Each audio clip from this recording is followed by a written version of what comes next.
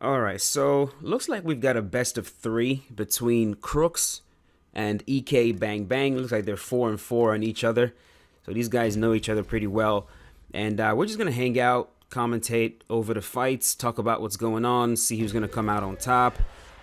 This is actually a commentary that I was supposed to do a while back. It's been a while since this man sent me this video to commentate over, but you know, shit happens. We're just getting to it, but. Better late than never. Let's see. The first fight, did I just see Rob Font versus Cody Garbrandt? Is that what I just saw? I think that's what I just saw. Yeah, there we go. So Crooks is using Rob Font, and EK Bang Bang is using Cody Garbrandt, and right away these two guys meet in the middle of the octagon and they are going at it. So right away, of course, the advantage in terms of power for sure is going to go to Cody Garbrandt. But he gets rocked. Cody Chinny Chin Chin, Cody Garbrandt. Crooks gets a beautiful rock right there, and they are just swinging in the middle of the octagon.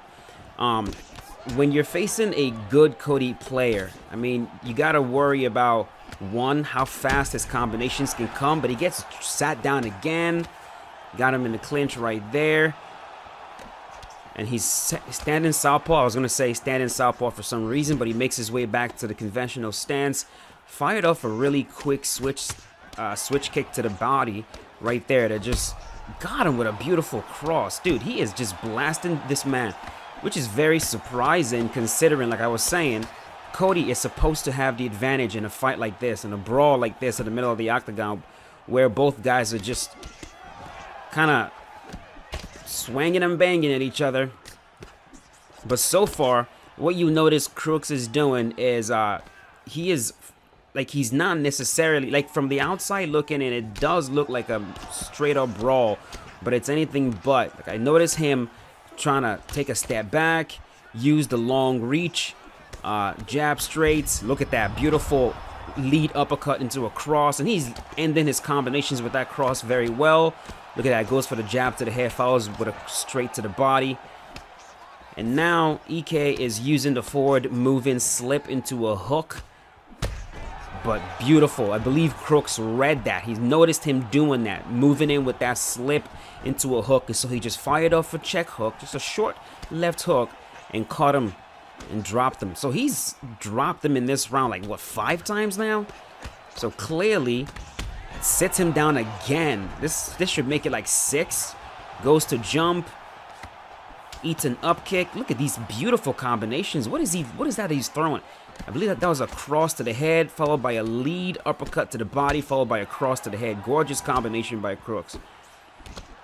And right there he gets rocked. Is he gonna get sat down?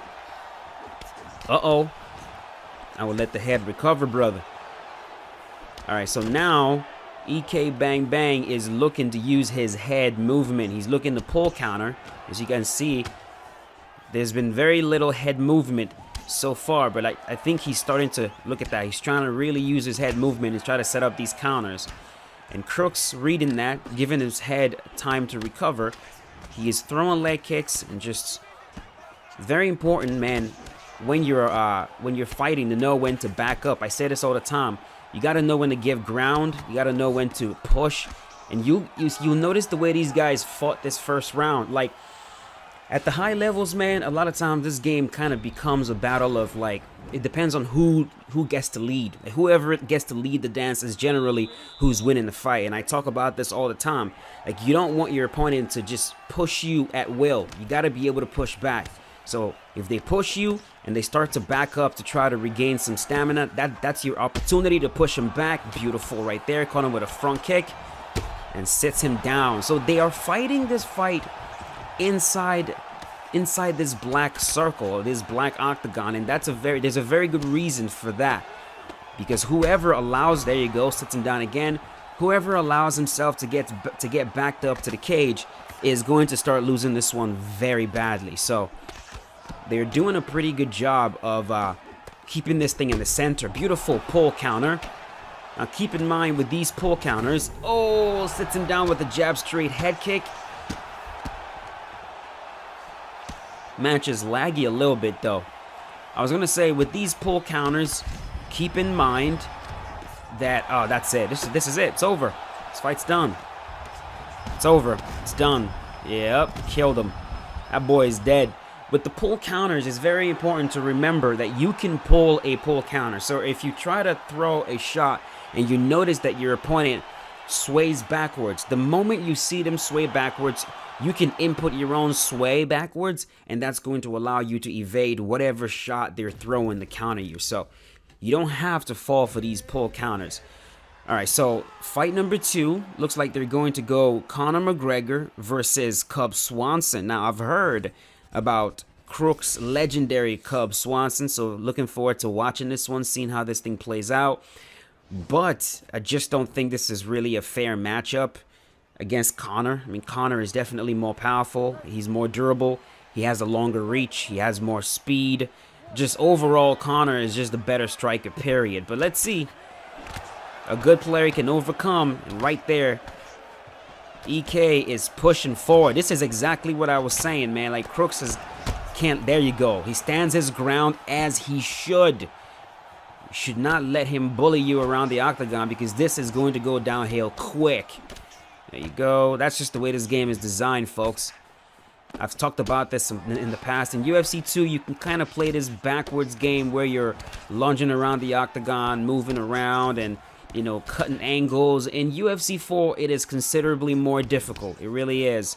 Now, some players are able to do that, for sure, depending on their skill level, but there are players that can do that. Generally speaking, though, you want to be the one that's controlling the pace of the fight. Look at this. I think right there, you can immediately... Yeah, look at that. I think what's happening right here is just Crooks understands the power difference. Look at this. He understands the power difference he's dealing with. And so he's not being as aggressive. He gets pull countered and hurt. Yeah, this is not going to last too long, man. This is not going to... This is what happens when you've got a good player using Conor McGregor and just trying to blitz you, man, while you're using a low-rated character. This is what it looks like. Very curious to see if Cub Swanson can get at least one rock before this one ends. Actually, I think he just did. I think he did a moment ago, but this fight... Look at this. Look at... He's just tanking these shots. Conor just tanking these shots. Walking him down, tanking all these shots. Long-ass reach. Sets him down again with the lead uppercut. This fight's not going to be too long now. There's the overhand. He finally jumps on him. And he is going to end this fight right here. He should. Nope. My man's able to survive. Pushes on that knee. Gets him back to half guard. But Conor able to knee cut into side control. But they are back to their feet. See, Crooks is trying. I mean, he's ripping these... Look at that beautiful pull. Beautiful. Love that. Beautiful. And that is it. Does it. This is what it looks like, man. This is generally what it looks like when you've got a good player that knows how to blitz with Conor and you're using a lower rated character, man.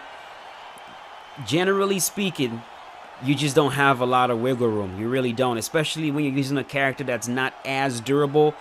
You get rocked a few times and the fight is over. So far, they are 1-1. This is a better matchup.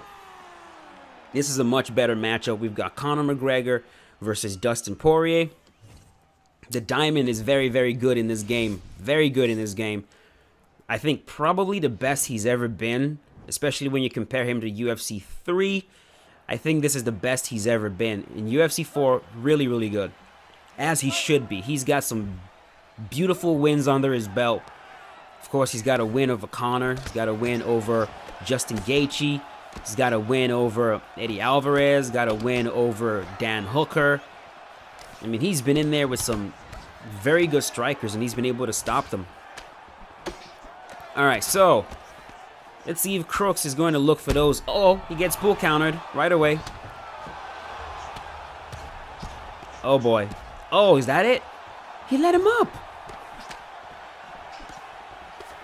I think he let him up right there. All right. Yeah. Very surprised that Crooks is not... There we go. Being more aggressive. There we go. There's that aggression. Sets him down with the right hook. Oh, yeah. Another left hook sits him down. He denies that. He's going to make his way to side control. Boom. Toriando into side control. He denies his attempt to roll to sprawl. There we go. Slides the knee into full mount. He's going to posture up. And he's going to go for a go-go plata right here. Oh-ho. This is ridiculous. Watching these animations. I think he noticed he wasn't going to be able to get the submission, so he canceled it. That's what he did right there. Now, what he was trying to do right there is essentially bench press him, slide the knee. Uh-oh. All right. Pulls him in the other direction. Makes his way back to half guard. Nope. Slides back into full mount. Half guard in the other direction. Back to full guard. Shrimps his way out. Puts a knee on the hip. Trying to push him away. But now he's postured up. I think these are fakes. But nope. Denies that. And he's going to look to go to top mount right there. Most likely going to try to posture up again. I like how they're not just striking here. Oh, that was gorgeous. Anaconda. Nope, denied. That was a very, very, very beautiful transition right there. I wonder if that's contextual or if that's just a persistent transition. I think that's what that was. All right, so they're back on their feet. He pulls guard and rolls him into top mount. Able to deny that. Look at that. Crooks demonstrating some very good grappling here. Tries to get his way. Well, Peruvian necktie. He's really, really trying to submit this man. But he makes his way back up to his feet. Does not want to grapple anymore. He's looking to pull counter. Really looking to pull counter now. And it's very interesting the way EK is pull countering. Generally speaking, when you see a pull counter in this game, it's a pull into a cross or a pull into a rear uppercut. But he's actually pull countering into a hook. I see that, I wouldn't say often. From time to time, I see that. And it's actually very valuable. Just kind of forget that you can also do that. See, the way that Crooks is ending most of his combination right now with that hook, it might be easy to pull counter him. And I think that's what EK is looking for. Look at that. Oh, now he's actually using short steps into a cross. Head kick. Connor's head flashing. Might need to take a break. Let that head recover. Dustin Poirier hits ridiculously hard in this game. Occasionally, there it is. Ooh, that was a beautiful exchange. I'm still waiting for the 1-2 head kick. It's coming. One of them's about to rip a 1-2 head kick right here. Nice. Got him. That's it. That should be it.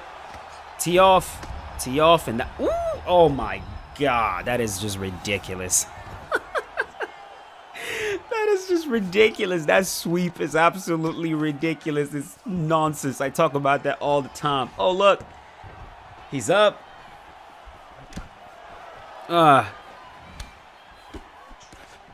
You're on death's door, man. You are dying. Literally dying. Your opponent jumps on top of you, tees off, and this should be it. Oh, he survived.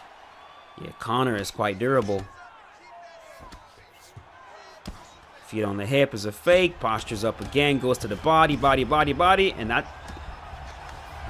Man, it is getting close, man. By the way, which one of you is still playing this game with the effects on the screen? Look at that. Look at that. Flips him over into half guard. Which of you is still playing this game with the effects, with the bleeding screen effect? That is so cringe. Which one of you is still playing a game like that? Okay. Go into settings and turn that shit off. It's alright. You can do whatever you want. Alright, so... Trying to figure out what Crooks sees. Okay, I was trying to figure out what he sees because he kept throwing that hook. Oh my God, he's not surviving this. That's it. Here we go. There we go. The head was way too damaged. Alrighty. Best of 3. And the winner goes to Crooks. That is it. Hopefully you guys enjoyed this video. If you guys did, don't forget to subscribe to the man. Check back from time to time. Very good content creator, very good player. And thank you for the opportunity to commentate on your channel, brother. Hope it wasn't too late. But that's it. Thanks for watching, folks. Peace out.